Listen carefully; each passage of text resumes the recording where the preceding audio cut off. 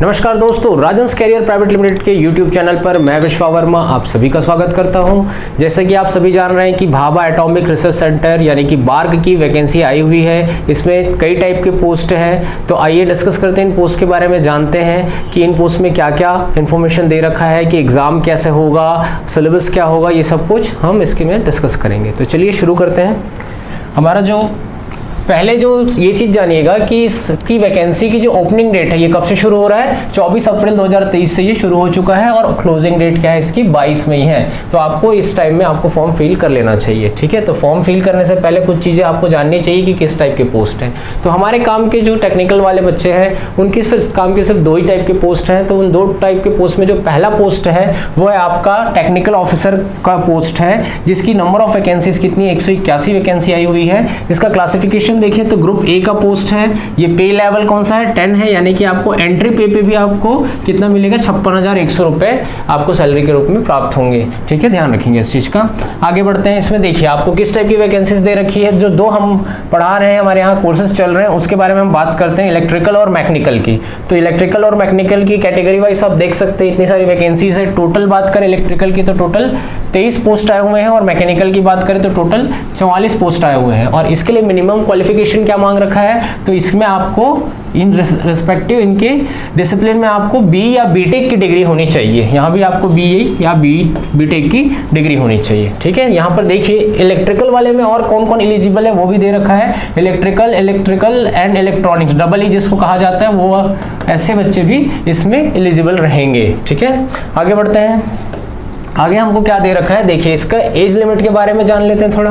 तो age limit क्या कब से काउंट होगा, as on closing date of receipt of application, यानी कि एप्लीकेशन के क्लोज होने का जो डेट है उस तारीख तक का आपका एज रिलैक्सेशन एज लिमिट जो है काउंट किया जाएगा। तो एज लिमिट क्या है टेक्निकल ऑफिसर सी के लिए, उसके लिए आपको मिनिमम 18 साल होना पड़ेगा और मैक्सिमम के लिए कितना दे रखा है 35 साल। यानी कि आपकी जो जन्म तिथि है, डेट ऑफ बर्थ जो है वो कहाँ तक होनी चाहिए, कहाँ से होनी चाहिए, 23/5/1988 से लेकर 22/5/2005 ये दोनों डेट शामिल हैं, के बीच भी है तो भी आपका एलिजिबल रहेगा। इससे पहले और इसके बाद अगर आपका जन्म है तो आप इसमें नॉट एलिजिबल हैं। हाँ, लेकिन कुछ बच्चों के लिए यहाँ पे देखिए एज रिलैक्सेशन वाला भी ऐड किया गया है। एज रिलैक्सेशन जैसे आप ओबीसी कैटेगरी से हैं तो आपको 3 इयर्स का एज रिलैक्सेशन है, एससी से हैं 5 इयर्स का रिलैक्सेशन, और एसटी से भी हैं तो आपको 5 इयर्स का रिलैक्सेशन मिलेगा, ठीक है।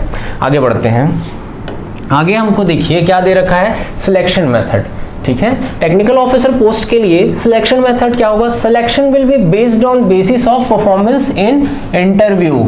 इंटरव्यू के बेसिस पर जो भी आपका परफॉर्मेंस रहेगा उसी के बेसिस पे सिलेक्शन किया जाएगा, ये ऐसा बोल रहा है। लेकिन यहाँ पे क्या बोला है, in case the response is more the center reserves the right to restrict the number of candidates to be called for interview by conducting computer based screening test, इसको CBT कहते हैं, ठीक है, in the concern discipline on all India basis. मतलब ये कह रहा है कि अगर एप्लीकेंट्स जो हो जाते हैं उनकी संख्या ज़्यादा हो जाती है तो उस केस में ये क्या करेगा कि एक CBT भी ऑर्गेनाइज कंडक्ट करेगा, और ये जो कि ऑल इंडिया बेसिस पर होगा, ठीक है, ऑल इंडिया बेसिस पर होगा। तो हमारे यहाँ छत्तीसगढ़ में भी इसके सेंटर्स रहेंगे, रायपुर में, ठीक है।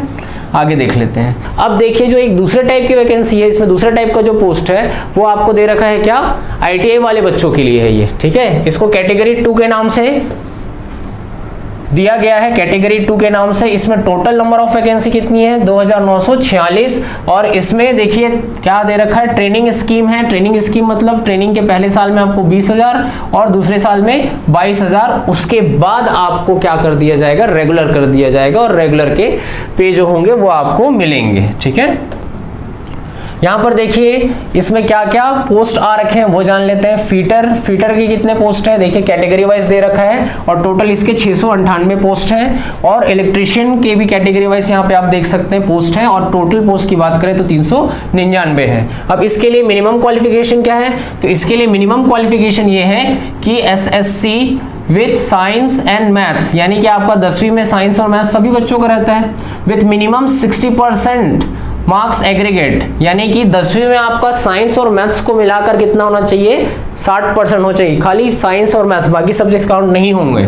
और क्या बोल रहा है, प्लस बोला है ये, plus trade certificate in respective trade, यानी कि आप अगर फीटर के लिए अप्लाई कर रहे हैं तो फीटर में आपका क्या होना चाहिए, ट्रेड सर्टिफिकेट होना चाहिए आपका, उसमें ITI क्लियर होना चाहिए। और वहीं पे इलेक्ट्रिशियन की बात करें तो इलेक्ट्रिशियन में भी सेम चीजें हैं और आपका इलेक्ट्रिशियन में ITI पूरा होना चाहिए। ठीक है, आगे देख लेते हैं। आगे आपका यहाँ पे इसका और कुछ पोस्ट है कैटेगरी 2 का, वो देखते हैं, जिसमें प्लांट ऑपरेटर का भी पोस्ट है। प्लांट ऑपरेटर का टोटल पोस्ट अगर बात करें तो 532 है, और लेबोरेटरी की बात करें तो इसके यहाँ टोटल पोस्ट कितना है, 303 है। तो प्लांट ऑपरेटर के लिए क्वालिफिकेशन क्या है, हाई स्कूल चाहिए विथ PCM। PCM कहने का मतलब हो जाएगा physics chemistry maths with 60% aggregate, यानी कि आपका फिजिक्स केमिस्ट्री मैथ्स में कितना होना चाहिए, 60% होना चाहिए। और वही बात करें लेबोरेटरी का तो आपके लिए यहाँ पे भी आपका HSC लिखा हुआ है।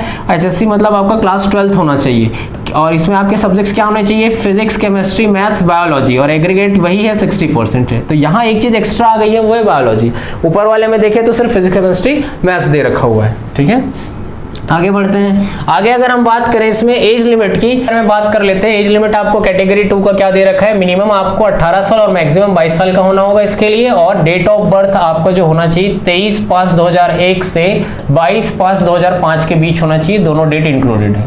यहाँ भी आपको थोड़ा एज रिलैक्सेशन ऐड किया गया है। अगर आप OBC के कैंडिडेट हैं तो आपको 3 साल का, SC के कैंडिडेट हैं तो 5 ईयर्स का, और ST के अगर आप कैंडिडेट हैं तो भी आपको 5 ईयर्स का एज रिलैक्सेशन मिलेगा, यानी आयु में छूट मिलेगी। ठीक है, नेक्स्ट देख लेते हैं। नेक्स्ट आपको दे रखा है इसका सिलेक्शन मेथड क्या होगा। तो इसने इसका सिलेक्शन मेथड क्लियरली बता दिया है कि सिलेक्शन मेथड जो होगा वो 3 स्टेप में होगा।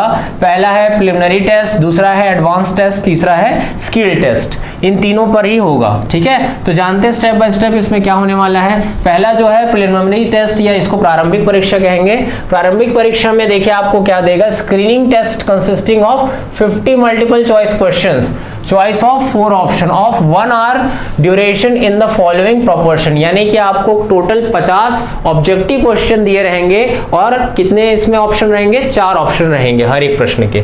तो इसमें देखिए आपको कौन कौन से सब्जेक्ट से क्वेश्चन आएंगे, तो मैथ्स गणित के आपके 20 क्वेश्चन है, साइंस के 20 क्वेश्चन है, और जनरल अवेयरनेस के 10 क्वेश्चन है। ठीक है, अब देखिए यहाँ पे किस तरीके से यहाँ पे मार्क्स कैलकुलेट किए जाएंगे। तो देखिए लिखा है कि 3 marks will be awarded for each correct answer and 1 mark will be deducted for each incorrect answer, यानी कि 3 नंबर जो मिलेंगे हर सही उत्तर के मिलेंगे। यानी अगर देखा जाए तो आपको 3 मार्क्स मिल रहा है एक सही होने पर, और आपके 1 मार्क्स, 1 अंक आपके काट दिए जाएंगे अगर आपका उत्तर गलत होता है तो। ठीक है, टोटल कितने क्वेश्चन होंगे, देखिए 20 40 और 10 50। तो अगर हम बात करें 50 अगर कुल है, अगर 3 के हिसाब से बात करें तो 50 दिया कितना होना चाहिए, 150।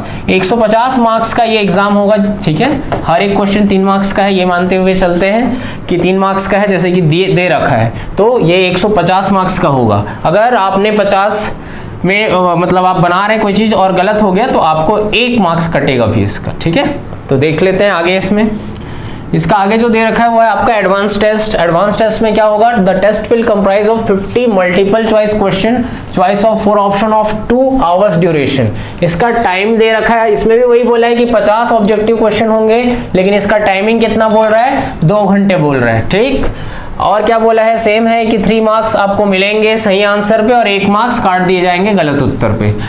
Merit list of the candidates will be preferred after stage 2 based upon the scores obtained in stage 2 only, यानी कि जो मेरिट लिस्ट बनेगी वो सेकेंड वाले स्टेप यानी कि एडवांस टेस्ट में आपका जो मार्क्स रहेगा उसी के आधार पे आपका मेरिट लिस्ट बनेगा।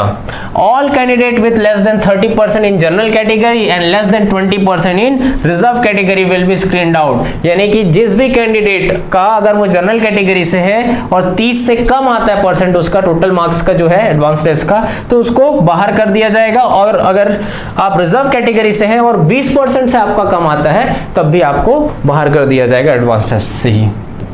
आगे देख लेते हैं। आगे आपका स्किल टेस्ट होना है। इसमें स्किल टेस्ट में क्या क्या चीजें ऐड की गई है। The number of candidate shortlisted for skill test will depend upon the number of candidates qualifying for stage 2 but will not exceed 4 to 5 times the number of vacancies in each trade.